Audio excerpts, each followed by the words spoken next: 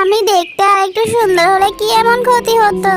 বেঁচে থাকতে দেখতে কালো ছিলাম, ভেবেছিলাম মরার পরে শাকচুন্নি হয়ে সবাইকে দেখবো আমার মতো দেখতে। কিন্তু এখানেও দেখি আমার তুলনায় সবাই অনেক ভালো। কি হলো শাকচুন্নি, সকালবেলা আয়না দেখে নিজের মুখ দেখে বিড়বিড়িয়ে কি বলছো? কি আর বলবো, নিজেকে নিজে দুঃখের কথা শোনাই। শাকচুন্নি হইও আমি সবার থেকে আলাদা। তোমরা সবাই নীল আর সবুজ আর আমি একাই কালো। এটাই তো ভালো, মানুষ তো তোকে দেখে বেশি ভয় পায়, যাতে অন্য শাকচুন্নিরা তোর থেকে দূরে থাকে। ভালো আর কোথায়, যখন মানুষ ছিলাম তখনও সবার সাথে মিলেমিশে থাকতে চেয়েছিলাম, কিন্তু গায়ের রং কালো দেখে কেউ আমার সাথে মিশতে চাইতো না।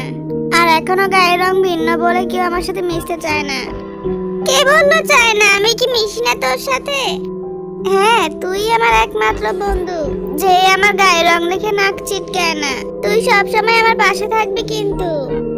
হ্যাঁ, যতদিন আমরা শাকচুন্নি হয়ে বেঁচে আছি ততদিন আমরা বন্ধু থাকবো। যা, তারপরও তোর কথায় ভরসা পেলাম। কালো শাকচুন্নি গাছের ডালে বসে প্রতিদিন এক সুন্দরী মেয়েকে তার অনেকগুলো বন্ধুর সাথে গাছের নিচ দিয়ে যেতে দেখতো। একদিন যেখানে আমার একটা দুইটা বন্ধু বানাতে এতটাই অসম্ভব, সেখানে এই মেয়ে প্রতিদিন এতগুলা বন্ধু বান্ধব কোথায় থেকে পায়? না, এই সুখ আর সহ্য হচ্ছে না আমার। একটা দিন শুধু তোকে একা পাই, তারপর তোর ঠিক খবর আছে।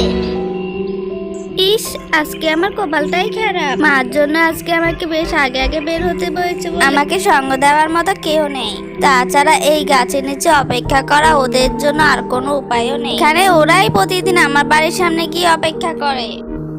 এই দেখি মেঘনা চাইতে বৃষ্টি। সেদিন এই সুযোগ করেছিলাম ওকে একা পাওয়ার জন্য।